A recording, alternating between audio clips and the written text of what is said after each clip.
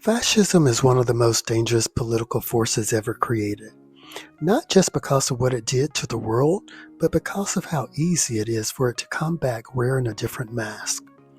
Fascism isn't just about war or concentration camps, it's about control through identity. It's a system where the nation, the race, or the group becomes sacred, and anyone who disagrees becomes the enemy. The word fascism comes from the Latin fasces, a bundle of rods tied around an axe, symbolizing strength through unity. The idea was that a single rod can be broken, but together they can't.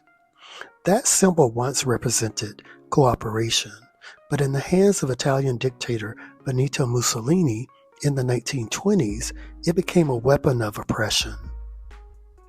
Mussolini built his power on the promise to restore national pride after World War I. He said democracy was weak, and that debate made Italy vulnerable. He glorified violence and discipline. The state became a religion, and he became its prophet. Across Europe, Adolf Hitler watched and learned. He combined fascist nationalism with racial supremacy. Where Mussolini preached unity, Hitler preached purity. He built an ideology that blamed Germany's problems on minorities, especially Jews, and promised redemption through domination. He said Germany had been stabbed in the back by traitors and only he could save it. That narrative turned ordinary people into participants in cruelty. That's the power of fascism. It doesn't just command obedience, it creates devotion. Fascist movements thrive on emotional energy, fear, pride, humiliation, and anger.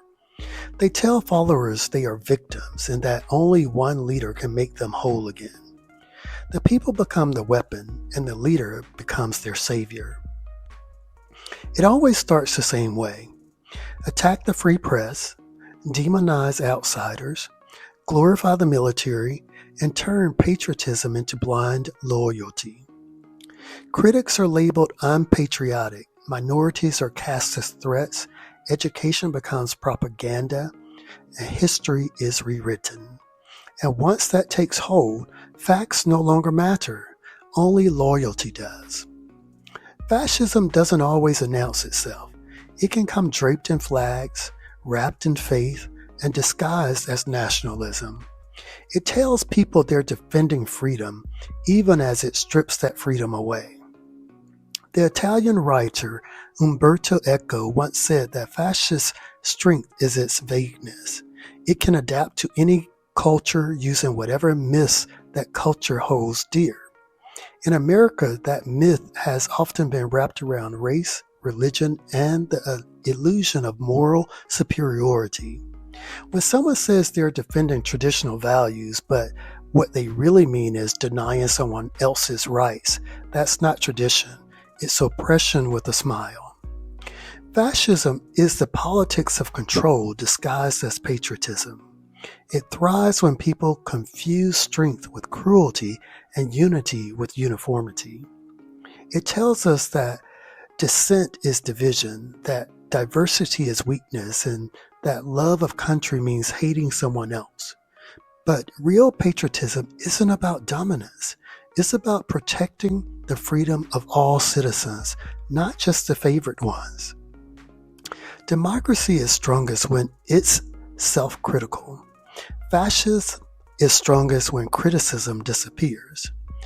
The lesson of history is clear. Fascism doesn't need a dictator to start. It just needs enough people to stop caring when truth is under attack.